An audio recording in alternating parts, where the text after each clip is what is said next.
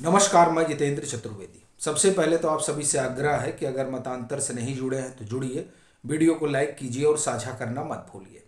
अरविंद केजरीवाल के लिए आने वाले 2-3 रोज बहुत भारी गुजरने वाले हैं। अब सवाल उठता है कि आखिर में ऐसा क्यों कहा जा रहा है, तो उस पर हम लोग आएंगे। लेकिन इस बीच जो आम आदमी पार्टी की गतिविधियां हैं और उनके नेताओं के जो बयान हैं उस पर भी एक बारगी बात कर लेते हैं। जैसा कि आप सभी जान ही रहे हैं कि चौथा सम्मन ईडी ने कर दिया है और इसे लेकर अरविंद केजरीवाल की जो पार्टी है वो मैदान में कूद पड़ी है। गोपाल राय तो कह ही रहे हैं कि देखिए, जब इन्होंने गोवा का दौरा तय किया तब ये जो है ईडी ने सम्मन भेज दिया। लेकिन बड़ी बात यह है कि आपको ध्यान होगा कि जब गुजरात के दौरे से ये लौट कर आए थे तब आम आदमी पार्टी की तरफ से ही खबर आई थी कि गोवा का जो दौरा है अब ये बाद में करेंगे। ये तो बाद में जाने वाले थे, यानी इन्होंने कैंसिल कर दिया था। मगर ईडी का जैसे सम्मन आया वैसे कहा जाने लगा कि नहीं, अब ये चुनावी अभियान पर निकल रहे थे तो इन्होंने सम्मन कर दिया। एक तो ये एक नरेशन गढ़ा जा रहा है। दूसरा, अरविंद केजरीवाल की पार्टी इन दिनों जो है दिल्ली में खूब अभियान भी चला रही है। अभी पीछे मैं भी केजरीवाल चल रहा था, अब जनसंवाद चल रहा है और साथ ही साथ एक और अभियान उन्होंने शुरू कर दिया है, वो बीजेपी हटाओ वाला, जिसमें वो स्लम को लेकर अभियान चला रहे हैं और कह रहे हैं कि साहब जो वहाँ झुग्गी झोपड़ियाँ हैं उसे भाजपा जो है वो ख़त्म कर देना चाहती है। बड़ी चीज़ यह है कि अगर 2013 को एक तरफ रख दें, चूंकि सरकार तो इन्होंने पहली बार 2013 में ही बना ली थी कांग्रेस के साथ मिलकर। जिस कांग्रेस से नूरा कुश्ती कर रहे हैं अरविंद केजरीवाल और जिस कांग्रेस के खिलाफ एक समय में खड़े रहे, उसके साथ ही इन्होंने 2013 में गठजोड़ करके और सरकार बना ली थी। अब फिर अगर आप देखें तो 2019 से उसी रास्ते पर हैं। बीच बीच में इन लोगों में जो है आप एक तरह से कहें कि मुंह नचौवल होता है, लेकिन फिर जो है चीज़ें सामान्य हो जाती हैं, जैसे कि अभी इन दिनों दिखाई दे रहा है। आपको एक तस्वीर याद होगी, जब अरविंद केजरीवाल जाते हैं खड़गे साहब से मिलने तो खड़गे साहब मफलर बांधे हुए हैं और अरविंद केजरीवाल का तो मफलर गायब हो गया है। आप देखिए, ये एक बड़ा रूपांतरण है आम आदमी पार्टी के अगुवा और दिल्ली के मुखिया अरविंद केजरीवाल में। वो तब सामान्य आदमी हुआ करते थे और कान में मफलर बांधा करते थे, लेकिन अब वो विशेष हो गए हैं, इसलिए मफलर उनके आप ये कहें कि कान से हट चुका है। हट क्या चुका, वो मफलर रखते भी नहीं है अब तो ये भी बताता है कि ये जो आम हुआ करते थे वो कितने खास हो चले हैं। खैर, तो ये जो हम बात कर रहे हैं कि खड़गे साहब से मिले और खासा वो तस्वीर वायरल हुई, तो दरअसल वो तो एक कहानी है जो हमने आपको बताई कि वो तो मफलर के संदर्भ में थी। वहाँ आप देखिए कि यहाँ भी सीट शेयरिंग को लेकर भी नूरा कुश्ती जारी है। पंजाब वाले मसले पर बात नहीं बन पा रही है और आम आदमी पार्टी पूरा प्रेशर पॉलिटिक्स खेल रही है कि किसी तरीके से बात बन जाए जिसमें पंजाब में इनको कुछ ना करना पड़े, क्योंकि पंजाब में ये देना नहीं चाहते। अब देखिए, अच्छा, कांग्रेस की तरफ से भी कि कांग्रेस भी जो वहाँ की स्थानीय इकाई है वो नहीं चाहती कि हम जो है साथ मिलकर चुनाव लड़ें। हाँ, दिल्ली में कहा जा रहा है कि बात बन गई है 4 दिन पे, तो वहाँ ये अपना जो है आगे बढ़ेंगे और जिस तरीके से इनको करना होगा वो करेंगे ही। मगर हम लोग ये कह रहे थे कि किस तरीके का जो है ये अभियान चला रहे हैं। अब चाहे गोपाल राय और इनकी पार्टी का बयान हो या फिर ये जो इधर अभियान चल रहा है वो हो, उस सब का लोल लुआब क्या है, एक ही है। ये एक नरेशन गढ़ना चाह रहे हैं कि देखिए ये जो सरकार है ये हमको परेशान कर रही है। पर बड़ी चीज ये है कि ये क्यों कहा जा रहा है कि जो आने वाले 3-4 दिन है वो अरविंद केजरीवाल के लिए बहुत भारी है। दरअसल उसकी सीधी सीधी वजह ईडी का सम्मन है। ये बात ठीक है कि ईडी के सम्मन से इनको क्या ही डर होगा, क्योंकि ईडी तो 3 बार सम्मन कर चुकी है, तब तो ये गए नहीं। इनने कहा कि साहब हम इधर जा रहे हैं, हम उधर जा रहे हैं, वो सारी चीजें आप जानते हैं। अब चौथे सम्मन में क्या गारंटी है जाएंगे। और फिर एक सवाल अब ईडी को लेकर भी उठने लगा है कि आखिर में ईडी इतना समय क्यों दे रही है।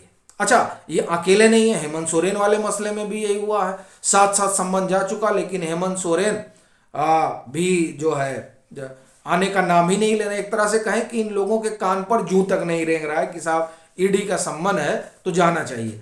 अच्छा, उसमें कई अपने दर्शक ये भी तर्क दे रहे हैं कि नहीं साहब मुख्यमंत्री हैं, मुख्यमंत्री का अपना एक प्रोटोकॉल होता है। अब बड़ी समस्या ये है कि मुख्यमंत्री हैं, मुख्यमंत्री पर गंभीर आरोप है, तो उन आरोपों में प्रोटोकॉल चलता है, ये अपने आप में बड़ा सवाल है।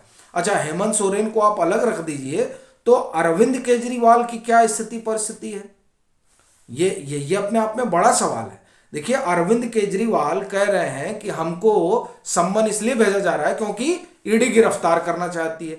बड़ी चीज ये है कि क्यों अरविंद केजरीवाल को ऐसा लग रहा है कि ईडी गिरफ्तार करना चाहती है, ये अपने आप में बड़ा सवाल है। क्या जो तमाम जो एविडेंस है जो कह रही है कि ईडी हमारे पास है, तो अरविंद केजरीवाल ये मान रहे हैं कि नहीं वो जो एविडेंस है उसमें हम फंस जाएंगे, या फिर ये स्थिति है कि जो तमाम चीजें हुई हैं जिसमें मनीष सिसोदिया अंदर है, जिसमें संजय सिंह अंदर है, अरविंद केजरीवाल को पता है कि भले ही वो कह रहे हो कि मेरा तो पूरा जीवन पारदर्शी रहा है, मैं तो खुली किताब हूं, लेकिन उनको पता है कि वो खुली किताब सबको दिखाने के लिए खाली कह रहे हैं, बाकी अंदर बहुत कुछ है और पारदर्शिता के नाम पे बड़ा खेल हुआ है। तो मैं जाऊंगा तो सारा खेल खोल कर रख दिया जाएगा, और इसीलिए वो घबराए हुए हैं। असल कारण तो यही होगा, तभी पूरी पार्टी कह रही है, अरविंद केजरीवाल कह रहे हैं। अन्यथा अगर पारदर्शी हैं और सब खुली किताब है तो ईडी बुला रही है, भाई जाइए आप बताइए कि हाँ ऐसा ऐसा हुआ और बता के चले आइए, लेकिन ये करने को तैयार नहीं है। तो अब चौथी बार क्या करेंगे, ये अपने आप में बड़ा सवाल है। कुछ लोगों का मानना है कि नहीं जाएंगे, लेकिन दरअसल संकट इनका अब यहीं से शुरू हो रहा है, और इसीलिए कहा जा रहा है कि आने वाले जो 3 दिन हैं वो बहुत भारी है, चूंकि 18 जनवरी को उनकी पेशी है, जैसा कि ईडी ने कह रखा, और इन्होंने कार्यक्रम बना लिया है कि 19 तारीख को हम गोवा जाएंगे, जो खबरें हैं। अब सबसे बड़ा सवाल यह है कि 2 चीजें यहां